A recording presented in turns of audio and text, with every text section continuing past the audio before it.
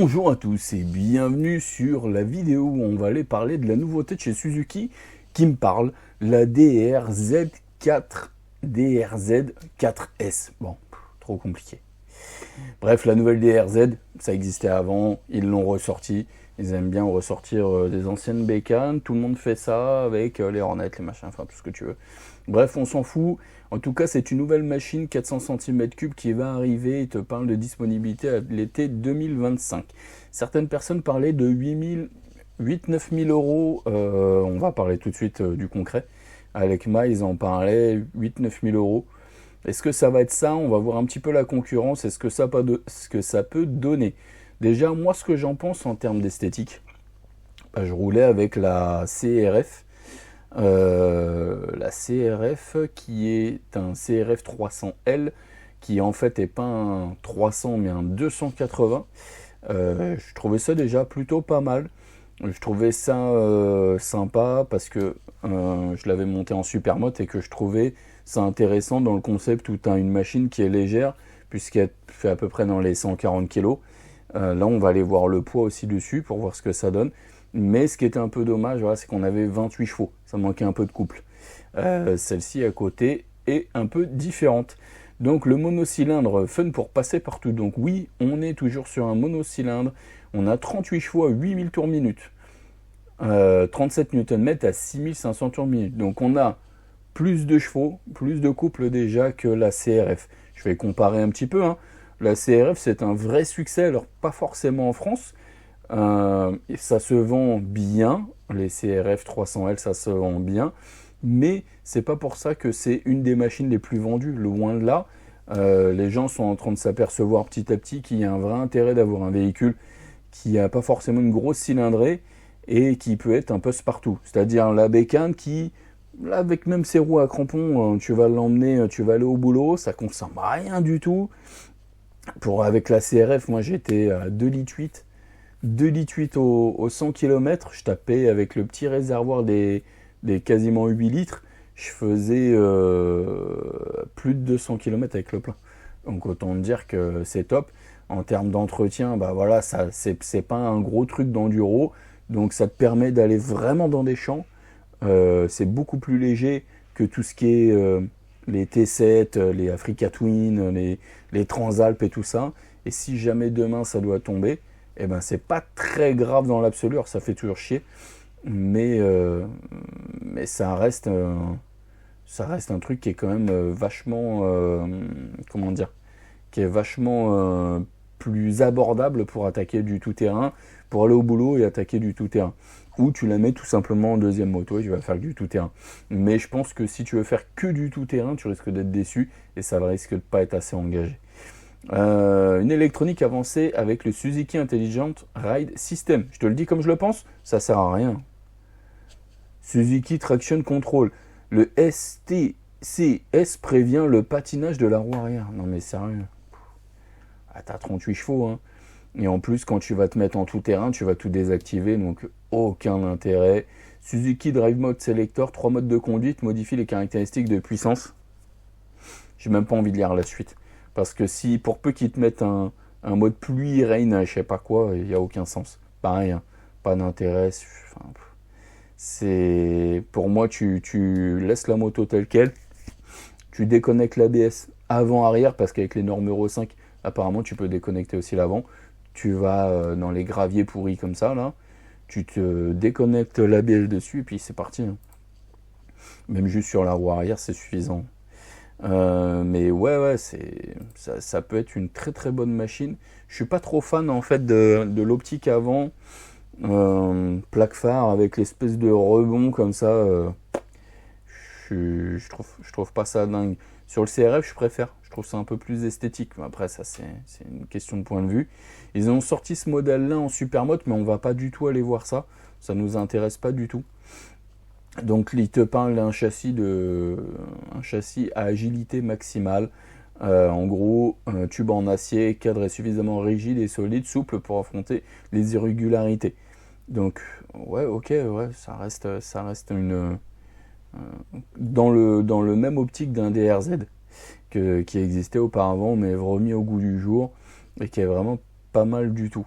moi je trouve que c'est vraiment, je trouve ça vraiment très très cool que Suzuki ait sorti ça. Alors, est-ce que ça va être mon prochain? Non, parce que le prochain, j'en ai déjà parlé et pour moi, la Hornet 1000 pour aller au taf et tout ça, ça va être trop cool. Mais un petit écran comme ça, amplement suffisant. Petit poste de pilotage. C'est pas aussi dépouillé que ce que tu vas avoir sur les supermotes, les supermotes, la gaz et tout ça, KTM et tout, les 690 et tout ça. C'est pas aussi dépouillé, c'est suffisant. Il n'y a pas besoin de rajouter plus. Pour moi, ils auraient même pu en enlever un petit peu. Tout ce qui est traction control et tout ça, ça sert absolument à rien. Donc, pas grand intérêt. Tu peux la personnaliser, 2 choix de couleurs. Jaune, j'aime le jaune. Tu le sais que j'aime le jaune. Donc, moi, je la prendrai en jaune direct. Qu'est-ce qu'on a dessus? Donc, 398 cm3. Donc là, on est très proche du 400 cm3.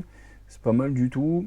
38 chevaux à 8000 tours, on l'a dit tout à l'heure. 37 Nm à 6500 tours. Ça te permet d'avoir un peu plus de couple. Et encore, si le couple max est à 6500, c'est bien, mais bon, on va falloir le chercher un petit peu haut. Injection électronique, consommation 3,5 litres. Donc ça, c'est censé consommer un petit peu plus que la Honda. On ira voir ça. Boîte 5. Ça, c'est pas terrible. Ils auraient pu sortir une boîte 6 quand même. Flancher inversé, Kayaba, entièrement réglable, ok. Ça c'est très très cool. Fourche avant entièrement réglable. Alors, elle n'est pas entièrement réglable sur la CRF, loin de là. Je trouve ça déjà suffisant pour ce que j'en faisais. Suspension arrière, amortisseur Kayaba entièrement réglable. Ça c'est très bien parce que l'amortisseur sur le CRF, c'est un vrai point noir. C'est vraiment une bouse. Et après, tu peux partir pour l'améliorer. Faut rajouter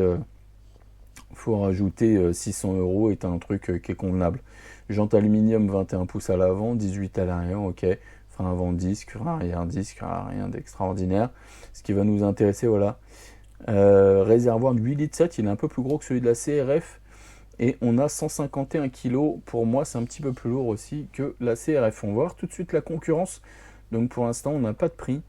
Je pense que ça pourrait être pas mal si jamais elle sortait dans les 7000 euros, 7500 euros. Ça ferait une bonne concurrence à la CRF. Allez, let's go.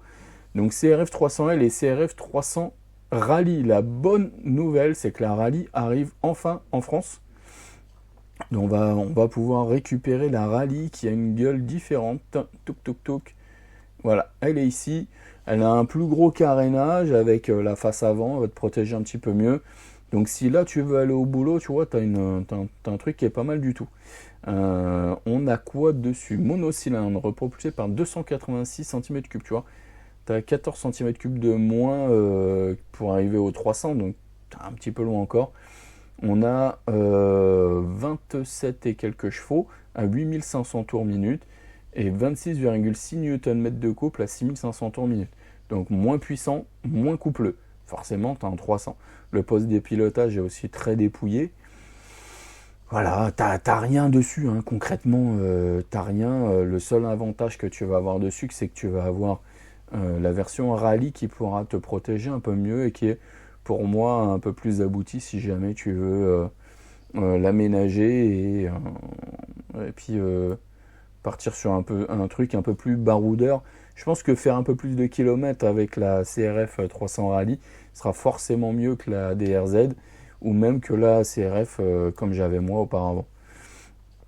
Qu'est-ce qu'on a dessus? Touk touk touk, voir toutes les caractéristiques techniques. On regarde ça, donc en termes de prix déjà, tu vois, sur la CRF 300 Rallye, qui a le même compteur que la CRF 300, hein, c'est la même chose, donc la version Rallye et la version L ont les mêmes compteurs, juste un peu plus de carénage, ça t'enveloppe un peu plus. Dessus, c'est la même puissance, tout est identique, donc tu as quand même 1000 balles d'écart, 1000 balles d'écart pour juste du carénage, parce que la puissance c'est le même, tout est identique, la partie cycle, tout est identique. Le freinage, moi je trouvais que les plaquettes de frein d'origine étaient un peu éclatées, donc je les avais remplacées par des Brembo, ce qui était largement mieux.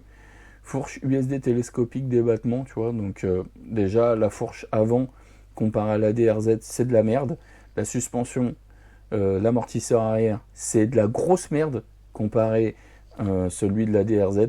Donc demain ils sortent à 7500 euros, il n'y a même pas à réfléchir. Il n'y a même pas à réfléchir. Si demain elle est à 7005, tu prends la DRZ direct, la CRF elle est éclatée au sol à côté. C'est une certitude. En termes de poids, donc déjà eux ils parlent de consommation, on est à 3 litres 1, et en termes de poids on a 153 pour la version rallye, 142 kg pour la version L. Pour moi, pour l'instant, c'est un très bon choix que de prendre cette DRZ si toutefois il la sortent à un tarif qui est convenable.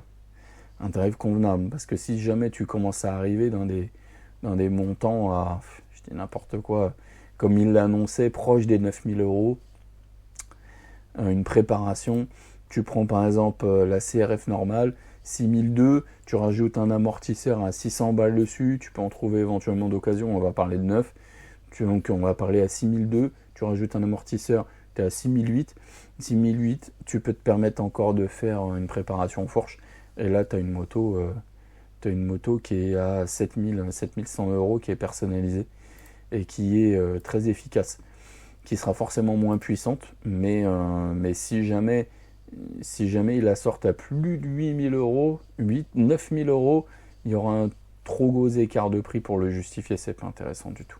Allez, on part sur une autre concurrente, Trail de chez Vosges, le 300 Rallye, qui est à peine à 4695 euros. 4695 euros. Alors, est-ce que c'est très intéressant? Le problème de Vosges, c'est que, c'est pas connu. Putain, regarde sur le site, les photos, elles sont dégueulasses, quoi. Ils auraient pu te faire au moins un site, un minimum. Enfin bref. Donc, tu as un 300 Rallye, double optique parfaitement intégré au carénage, la bulle fumée, la fourche inversée de 41 mm. Alors, qu'est-ce que c'est comme fourche? Ça, on n'en sait rien. 25,8 chevaux. Donc, encore moins puissant que la CRF. Tu as un petit carénage qui va compenser un petit peu comme la Rallye. Alors là, si toutefois tu as confiance dans le moteur, parce qu'il y a un problème. T'achètes une Vosges, tu la fais entretenir où? Tu pars sur quoi? Ça peut vite être très compliqué. Pour moi, Vosges, c'est vraiment pas encore assez développé. Le poids, on est à 153 kg, soit le poids de la version Rallye de la CRF, et le même poids que la DRZ. Donc ça pourrait ne pas être déconnant, mais suspension arrière, mono amortisseur réglable en précharge. Qu'est-ce que c'est? Je sais pas. Voilà, t'as pas assez d'informations. Ils te font beaucoup de blabla, tu vois, boîte à 6 rapports, haute démultiplication courte permet d'atteindre une vitesse de pointe à 135 km/h. C'est pas le but de cette machine-là. Hein. Ils font du blabla pour un port USB est également intégré pour plus de praticité. Quand tu achètes ça, pour moi, c'est pas forcément ça. L'important, au pire, tu le rajoutes, on s'en fout un peu, quoi. Donc ça, c'est vraiment pas cher pour le mec qui veut s'acheter une petite bécane neuve, voilà, 5000 balles, elle est achetée et tout ça. Après, je sais pas ce que ça donne en termes de fiabilité. Si tu en as une, n'hésite pas à me dire en commentaire. Et on part sur un truc un peu plus sérieux, parce que là c'est vraiment plus sérieux. Hein. Là, tu as un bicylindre, donc c'est plus du mono. Bicylindre, 4 temps, liquide, 449 cm3, tu vois, 42 chevaux. À 8500 tournées, donc 4 chevaux de plus que la Suzuki, beaucoup plus que la CRF. Boîte 6 rapports, 4 litres 8 de conso, alors la conso est un peu plus élevée. Par contre, l'entretien, tu vois, sur ça, c'est tous les 6000 km, ce qui va me déranger un peu plus. Et pareil, tu vas l'entretenir où? Mais c'est pour moi une très belle machine qui peut vraiment être très intéressante. Après, à voir ce que ça donne en termes d'entretien et tout. Par contre, elle est beaucoup plus lourde, 175 kg. Elle fait grosso merdo 25 kg de plus que la Suzuki, 35 kg de plus que la CRF. Ça commence à peser. On a simple disque 320 mm, simple disque à l'arrière 240. Tac. Pareil, en fait, ils vont pas trop te parler de tout ce qu'il peut y avoir dessus. Hein. C'est quand même hyper important, hein, mais on t'en parle pas plus que ça, quoi. Comme si c'était rien, en fait. C'est fou. Suspension Kayaba. Ah, tu vois, je te dis des conneries. Fourche avant Kayaba, compression, amortissement réglable. Pas mal. Amortisseur variable, précharge et détente réglable. Je suppose que c'est un Kayaba pareil, parce qu'ils ne te le disent pas. ABS déconnectable Bosch. Donc, pas trop mal. Contrôle de traction Bosch. Ça pas forcément. Équipement off-road. Donc, tu vois, je t'ai dit des conneries parce que dessus, on te précise quand même ce que c'est. Pour moi, ça peut être une écran TFT à 5 pouces avec une nouvelle interface off-road permet une projection complète des informations nécessaires à la bonne conduite. Donc celle-ci, pour moi, c'est la plus sérieuse si on devait partir sur une machine, on va dire, chinoise. Ça serait une bonne opportunité. Enfin, ça pourrait être intéressant. On est à 6 500 €. Le problème, ça va être plutôt la revente et tout. Qu'est-ce que ça va donner? Mais en tout cas, cette petite DRZ, pour revenir à cette dernière, me paraît très très très très intéressante.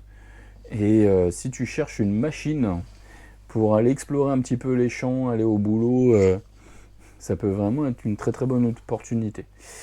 On en reste là, on se dit à bientôt. N'hésite pas à commenter, à me dire toi ce que tu en penses. Si tu serais plutôt DRZ, CRF, la Vosges 300 Rally ou la SF Moto 450 MT qui pour moi me paraît aussi une bonne petite machine. Allez, à très bientôt. Ciao ciao.